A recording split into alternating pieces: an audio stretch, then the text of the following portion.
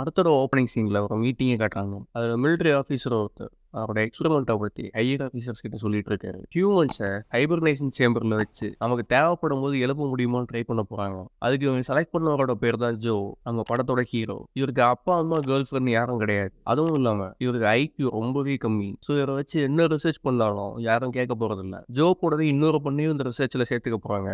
அவங்களோட பேர் ரீட்டா. அந்த ரிசர்ச்காக அவங்க ரெண்டு பேரையும் லேபுக்கு கூப்பிட்டு வராங்க. அங்க ஜோ ஹீரோயினை பார்த்து, நீங்க பார்க்க கியூட்டா இருக்கீங்க, பாய் ஃப்ரெண்ட் இருக்கான்னு கடலை போட ட்ரை பண்றான். அதுக்கு ரீட்டா, நான் ஒரு பெயிண்டர், பெயிண்டிங்லாம் சூப்பரா பண்ணுவேன் தெரியுமான்னு சொல்றான். அப்போ அந்த சயின்டிஸ்ட் வந்து ரெண்டு பேரும் ஹைபர்னேஷன் சேம்பருக்குள்ள போக சொல்றாரு. ஆனா ரீட்டா பயந்து போக பாக்குறாங்க. அப்ப ஜோ, எந்த ப்ராப்ளமும் இல்ல, ஜஸ்ட் நம்ம இதுல படுத்து தூங்க போறோம், ஒரு வருஷம் கழிச்சு நம்மளை எழுப்புவாங்க, அதுவும் இல்லாம நிறைய பணம் கொடுப்பாங்க, அதை வச்சு நம்ம லைஃப்ல செட்டில் ஆயிடலாம்னு சொல்றான். பணம்னு சொன்னதும் நம்ம ரீட்டா சரின்னு சொல்லிட்டு சேம்பருக்குள்ள போறாங்க. இந்த ப்ராஜெக்ட் ரொம்பவே சீக்ரெட்டானது. இந்த லேப் இருக்க இடம் சயின்டிஸ்ட் தவிர வேற யாருக்குமே தெரியாது. அடுத்த கொஞ்ச நாளுக்கு அப்புறம் அந்த சயின்டிஸ்ட் ரெட் லைட் ஏரியாவுக்கு போய் சில சேட்டை பண்ணதால அவரை அரெஸ்ட் பண்ணிடுறாங்க. இந்த ரிசர்ச் நடந்த லேபையும் இடிச்சிட்டு வேற கம்பெனியோட போர்டையும் வச்சுட்டாங்க. அப்படியே கொஞ்சம் வருஷம் போகுது. ஹியூமன்ஸோட ஐக்யூ லெவல் ரொம்பவே கம்மியாகுது. அதுவும் இல்லாம பாப்புலேஷனும் ரொம்பவே அதிகமாகுது. எந்த அளவுக்கு முட்டா பசங்களா இருக்காங்கன்னா, ஒரு குரங்கை வச்சு எப்படி இந்த குரங்குகளுக்கு மட்டும் முடி கொட்டாம இருக்குன்னு ரிசர்ச் பண்ணிட்டு இருக்கானுங்க. கட் பண்ண 2505 வருஷத்துல காட்டுறாங்க. எந்த அளவுக்கு இந்த பூமியை நாசம் பண்ண முடியுமோ அந்த அளவுக்கு பொல்யூட் பண்ணிட்டாங்க. மழை வேற குப்பையை கூச்சு வச்சிருக்கானுங்க, அதுவும் சிட்டிக்குள்ளே. அந்த குப்பைக்குள்ளதான் நம்ம ஹீரோட ஹைபர்னேஷன் சேம்பரும் இருக்கு. ஆல்ரெடி அங்க மலை மாதிரி குப்பை இருக்கு.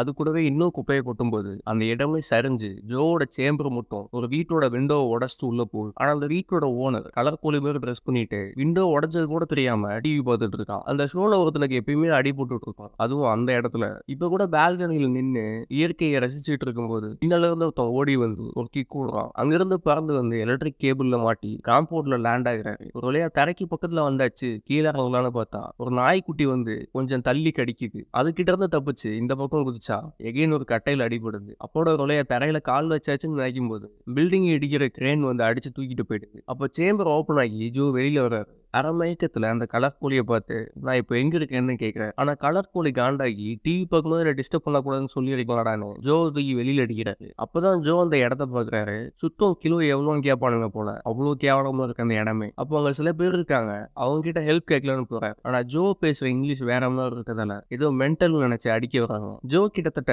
500 வருஷமா ஹைபர்னேஷன் ஸ்லீப் இருந்ததால தலை பயங்கரமா வலிக்குது. ஸோ பக்கத்துல இருக்க ஹாஸ்பிட்டலுக்குள்ள போறாரு. ஹாஸ்பிட்டலுக்குள்ள போனா அங்க ஒருத்தனுக்கு மண்டை உடஞ்சு ரத்தம் வந்துட்டு இருக்கு. ஆனா டாக்டர் கிட்ட போய் ட்ரீட்மெண்ட் எடுக்காம அங்க இருக்க ஒரு கேசினோ மிஷின்ல ஃப்ரீ மெடிக்கல் கேர் கிடைக்குமான்னு ட்ரை பண்ணிட்டு இருக்கான். இதுலயே தெரிஞ்சுக்கலாம் இங்க இருக்கவங்களுக்கு அறிவு எந்த அளவுக்கு இருக்கும். ரிசப்ஷனிஸ்ட் கிட்ட போய் டாக்டரை பார்க்கணும்னு சொல்ல, ஆனா அந்த பொண்ணுக்கே உடம்பு சரியில்லை போல, ஸ்ட்ரெயிட்டா போய் லெஃப்ட்ல போகணும். ஸ்லோவா தூங்கி வலிஞ்சிட்டே சொல்லுது. அங்க இருந்த பைப்ல தண்ணி குடிக்கலாம்னு பார்த்தா அதுல இருந்து தண்ணிக்கு பதிலா பச்சையா ஏதோ வருது. என்னடா பக்கத்துல இருக்க போஸ்டரை பார்த்தா அது ஒரு கூல் ட்ரிங்க். பக்கத்துல இருந்த குண்டு பாப்பா கிட்ட இங்க குடிக்க தண்ணி எங்க கிடைக்கும்னு கேட்கிறாரு. தண்ணி பாத்ரூம்ல தான் யூஸ் பண்ணுவாங்க, அதை குடிப்பியான பயிரமா சிரிச்சுட்டே போறான். அடுத்து ஜோ டாக்டரை பார்க்க போறாரு. அங்க போனா மனோபாலாக்கு தம்பி மாதிரி ஒருத்தர் இருக்காரு. அவர் ஜோ கிட்ட 3 டியூபை கொடுத்து, இதை வாயில வச்சுக்கோ, இதை காதுல வச்சுக்கோ, இதோட பின்னாடி டிக்கிலோனா வச்சுக்கோன்னு சொல்றான். அங்க இருக்க மிஷின் நம்ம பாடியை ஸ்கேன் பண்ணி என்ன ப்ராப்ளம்னு சொல்லிடும். சடனா அந்த மிஷின்ல இருந்து பீப் சவுண்ட் வருது. உடனே அந்த ஆளு எல்லா டியூபையும் திரும்ப எடுத்துட்டு நல்லா சஃபுல் பண்ணி திரும்ப கொடுத்து இதை வாயில வச்சுக்கோன்னு சொல்றாரு. இதுக்கு முன்னாடி இந்த டியூபை எங்க வச்சேன்னு தெரியலையேன்னு கடுப்புல பாக்குறாரு ஜோ. ஒரு வழியா டாக்டரோட ரூம்குள்ள போறாரு. அங்க டேபிள் ஒரு மேகசின் இருக்கு. அதுல டேட்டா பார்த்தா மார்ச் 3, 2505 போட்டிருக்கு. இப்போ டாக்டர் உள்ள வர்றாரு. ஆனா அவரை பார்த்தா டாக்டர் மாதிரியே இல்ல. கையில சிகரெட்டை வச்சுட்டு காலை தூக்கி டேபிள் மேல போட்டு உட்காந்துட்டு இருக்காரு. உங்க டேட்டாவை காட்டுங்க, ஸ்கேன் பண்ணணும்னு சொல்றாரு. ஆனா ஜோக்கு எதுவுமே புரியல, என்ன டேட்டுன்னு கேட்காரு. அப்ப டாக்டரோட பில்லையும் 2505 வருஷம் டேட்டா பார்த்ததும் விண்டோ ஓபன் பண்ணி அந்த ஊரை பாக்குறாரு. பில்டிங் எல்லாம் சாஞ்சு உன்னோட ஒண்ணு மோதிட்டு இருக்கு. இன்னொரு படி மேல போய் 2 பில்டிங்கும் ஒன்னா கயிறு போட்டு கட்டி வச்சிருக்காங்க. ஆன்லைன் கிளாஸ்ல சிவில் இன்ஜினியரிங் படிச்சிருப்பானுங்க போல. இதை பார்த்தா ஷாக்ல திரும்பும்போது ஜோ கையில டேட்டூ இல்லாததால டாக்டர் எமர்ஜென்சி அலாம் ஆன் பண்ணி விட்டுறாரு. ஏன்னா அந்த டைம்ல வந்து எல்லார் கையிலயும் பார்கோட் மாதிரி டேட்டூ இருக்கும். இப்போ இருக்க ஐடி கார்டு மாதிரின்னு வச்சுக்கலாம். டேட்டூ இல்லாதவங்க டேஞ்சர் ஆனவங்க நினைப்பாங்க. அலாம் ரொம்ப சவுண்ட் போடுது. அதை பார்த்து பயந்து இங்கிருந்து வெளியில போனா போதும்னு தெரிச்சுட்டு ஓடுறாரு. வழியா வெளியில வந்து பார்க்கும்போது அங்க ஒரு தியேட்டர்ல ஆஸ்னு ஒரு மூவி ஓடிட்டு இருக்கு. அந்த மூவி தான் இந்த இயரோட பெஸ்ட் மூவி. 8 ஆஸ்கர் அவார்டு வாங்கியிருக்கு. அந்த மூவி படு மொட்டமா இருக்கு. ஜோ தவிர எல்லாருமே விழுந்து விழுந்து சிரிச்சுட்டு இருக்காங்க. ஒரு வழியா படம் முடிஞ்சு வெளியில வந்து அங்கிருந்து ஒரு வெண்டிங் மிஷின்ல ஏதாவது சாவடா கிடைக்கும் முடியுமான்னு தேடும்போது போலீஸ் வந்து ஜோ கையில டேட்டூ இல்லைன்னு அரெஸ்ட் பண்ணி கோர்ட்டை கூட்டு போறாங்க. அதுவும் கூண்டுக்குள்ள போட்டு தூக்கிட்டு போறாங்க. அங்க போனா கோர்ட்டே ஜோக்காக ஒரு லாயர் அப்பாயிண்ட் பண்றாங்க.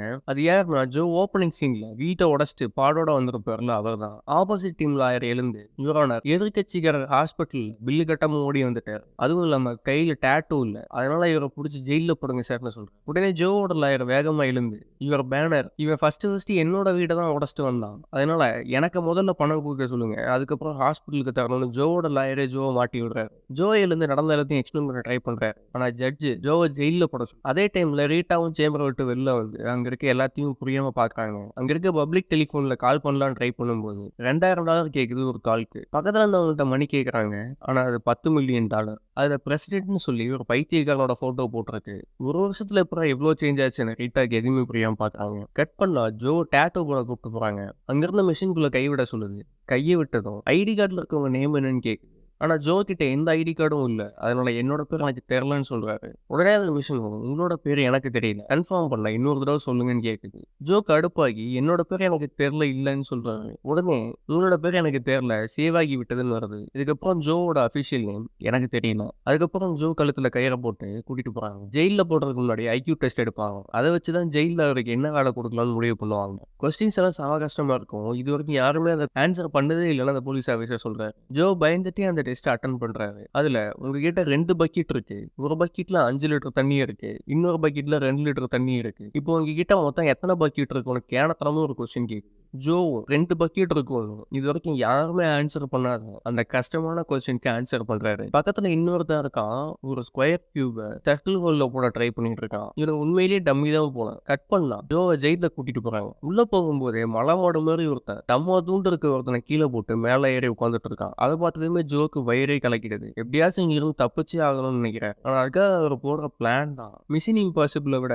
வேற லெவல்ல இருக்கும். அங்கிருந்த காட் கிட்ட போய் நான் இன்னைக்கு ரிலீஸ் ஆக போறேன், எந்த பக்கம் போகணும்னு கேட்கிறேன். ஒளியர் ஒண்ணு வச்சு ரிலீஸ் ஆக போறவன் இந்த லைனுக்கு ஏன்டா வந்த, அந்த பக்கம் போடான்னு சொல்றாரு. அங்க போனா இன்னொரு கார்டு செக் பண்ணி பார்த்துட்டு உங்க பேர் இந்த லிஸ்ட்ல இல்லைன்னு சொல்றாரு. அதுக்கு ஜோ பின்னாடி இருக்க ஃபைல்ல செக் பண்ணி பாருங்க, அதுல இருக்கும்னு சொல்றாரு. அந்த கார்டு திரும்பின கேப்ல தெரிச்சுட்டு ஓடுறாரு. ஜோ ஜெயில தாண்டி 2 கிலோமீட்டர் போயிருப்பாரு. அதுக்கப்புறம் தான் அங்கிருந்து ஆட்டோமேட்டிக் ஆக்டிவேட் ஆகி ஒன்னு மாத்தி மாத்தி சுட்டுட்டு டேமேஜ் ஆகுது. ஜோ நேரம் ஃப்ரிட்டோட வீட்டுக்கு வராரு. ஃப்ரிட்டோட வீட்டுக்குள்ள தான் முதல் தடவை ஜோ உடைச்சிட்டு வந்திருப்பாரு. கோர்ட்ல ஜோ போட்டு கொடுத்துதான். ஜோ ஃப்ரிட்டோவை பார்த்து எனக்கு தெரிஞ்ச ஒரே ஆள் நீ தான், உங்களால தான் எனக்கு ஹெல்ப் பண்ண முடியும், இங்க ஏதாச்சும் டைம் மிஷின் இருக்கா எனக்கு கூட்டிட்டு போன்னு சொல்றாரு. ஆனா ஃப்ரிட்டோ முடியாதுன்னு சொல்லிடுறாரு. உடனே ஜோ நான் இப்போ டைம் டிராவல் பண்ணி பாஸ்ட்டுக்கு போய் உன் பேர்ல பேங்க் அக்கௌண்ட் ஓபன் பண்ணி நிறைய பணம் போடுறேன், 500 வருஷம் கழிச்சு வட்டி மேல வட்டி போட்டு உனக்கு நிறைய பணம் கிடைக்கும்னு சொல்றாரு. பணம்னு சொன்னதும் ஃப்ரிட்டோ சரின்னு ஒத்துக்கிறாரு. அப்போ அந்த இடத்துக்கு போலீஸ் வரவும் அங்கிருந்து ஃப்ரிட்டோட கார் எடுத்துட்டு தப்பிச்சு போறாங்க. போற வழியில ரீட்டாவை பாக்குறாங்க. அவங்களையும் கார்ல அள்ளி போட்டு போறாங்க. அப்போ ரோட்ல ஸ்பீட் கேமரா மாதிரி இருக்க டிவைஸ்ல ஜோவோட கியூஆர் கோட் ஸ்கேன் பண்ணி கார்ல இருக்க ஸ்கிரீன்ல அலர்ட் வருது. சோ கார்ல இருந்து கீழே இறங்கி தப்பிச்சு போறாங்க. அப்போ அவங்க வந்து கார்டு காரை ஷூட் பண்ணி காலி பண்றாங்க. ஆனா அந்த ராக்கெட் லான்ச்சரை இந்த முட்டாப்பைய டிசைன் பண்ணான்னு தெரியல. காரை சுட்டா சிவனின் மேல போயிட்டு இருந்த ஃபிளைட்டை காலி பண்ணுது. இவங்க எப்படியே தப்பிச்சு ட்ரெயின் ஸ்டேஷனுக்கு போறாங்க. ட்ரெயின் வர டைம் ஆகும்னு சொல்ல ரீட்டா பாத்ரூம் போகணும்னு போறாங்க.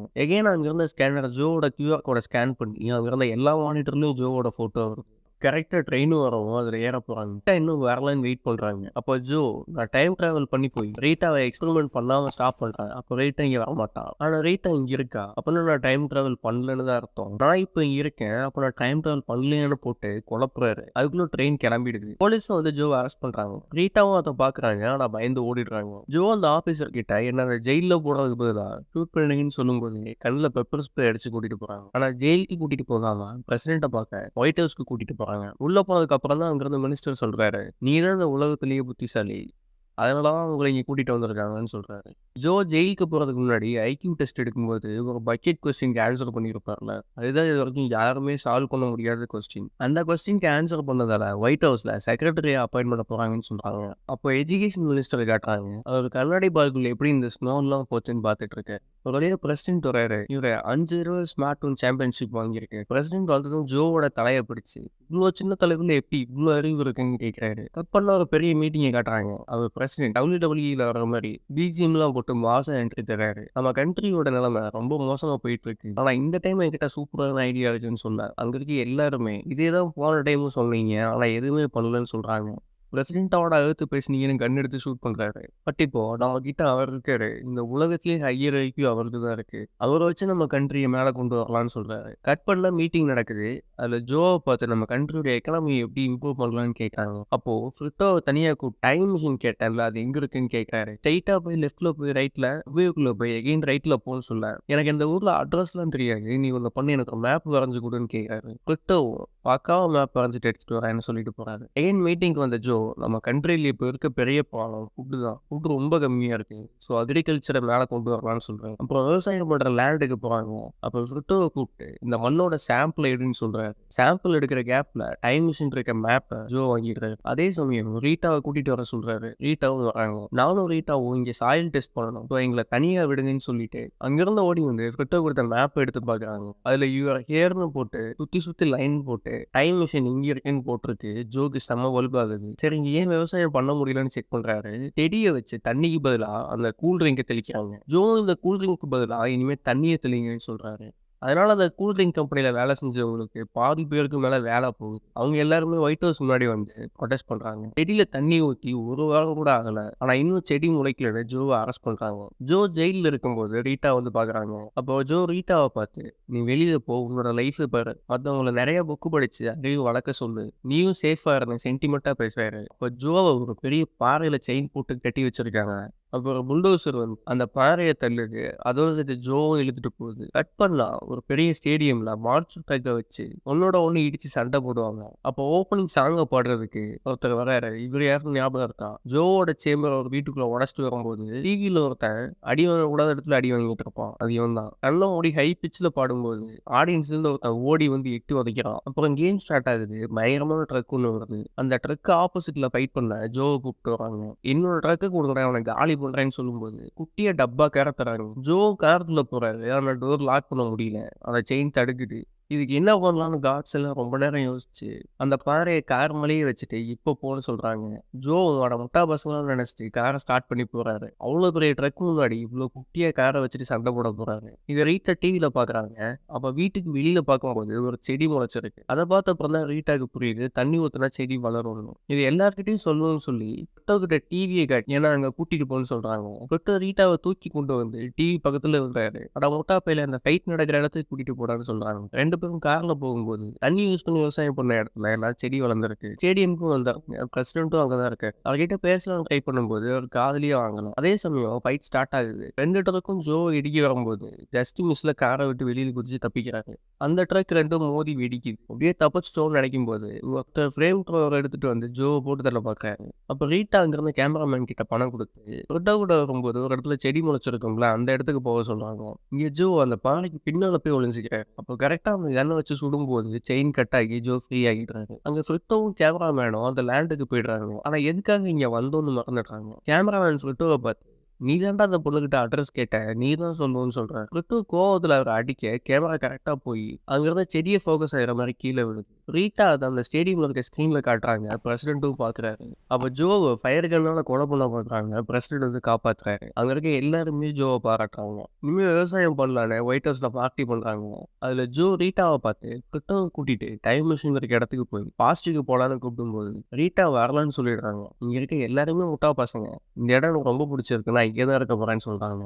அப்போ பிரசிடென்ட் ஜோவை கூப்பிட்டு இவனை வைஸ் பிரசிடென்ட்டா ப்ரமோட் பண்றேன்னு சொல்றாரு. ஆனா ஜோ முடியாதுன்னு சொல்லிடுறாரு. அதுக்கப்புறம் அங்க இருக்க எல்லாருமே ப்ளீஸ் நீங்க தான் வைஸ் பிரசிடென்ட்டா இருக்கணும்னு சொல்றாங்க.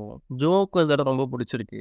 ஸோ நீ எனக்கு அந்த டைம் மிஷின்லாம் தேவையில்லை, நான் இங்கேயே இருக்கேன்னு சொல்றாரு. இப்போ பிரசிடென்ட் டைம் மிஷினா அது சூப்பரா இருக்கும், நான் சின்ன வயசா இருக்கும்போது போயிருக்கேன், நீ வேணும் போயிட்டு வான்னு சொல்றாரு. இன்னும் சின்ன பசங்க போவாங்களா, என்னடா சொல்றீங்கன்னு பார்த்தா இவ்வளவு நேரம் டைம் மிஷின் சொன்னது அம்யூஸ்மெண்ட் பார்க்ல இருக்க ஒரு ரைடு. தொட்டு கொடுத்த மேப்பை பார்க்கும்போது யோசிச்சிருக்கணும். ஜோட ஃபேஸ் ரியாக்ஷன்லயே தெரியும் எவ்வளவு கடுப்புல இருக்காருன்னு. அடுத்து கொஞ்ச நாள்ல ஜோ பிரசிடென்ட் ஆகிடுறாரு. நிறைய நல்ல விஷயம் பண்ணி உலகத்தை பழைய மாதிரி மாத்த ட்ரை பண்றாரு. ஜோக்கும் ரீட்டாக்கும் மேரேஜ் ஆகி 3 குழந்தைங்க பிறக்குது. தம புத்திசாலிங்க. ஃப்ரிட்டோ இப்போ வைஸ் பிரசிடென்ட் ஆகிறாரு. 5 பொண்ணுங்களை மேரேஜ் பண்ணி 32 குழந்தைங்க. ஆனா எல்லாமே படுமக்குங்க. அதுக்கப்புறம் ஜோட ஆபீஸ்ல காட்டுறாங்க. ஜோ அவரோட குழந்தைங்களோட போஸ்ட் கொடுக்க ரீட்டா அவங்கள வரையறாங்க. ஆனா அந்த பெயிண்டிங் படு மொட்டமா இருக்கு. அதனால ஆர்டிஸ்ட்னு சொல்லி கீழே விட்டுட்டு இருந்திருக்காங்க. அடுத்த படத்துல மீட் பண்ணலாம். தேங்க்ஸ் ஃபார் வாட்சிங்.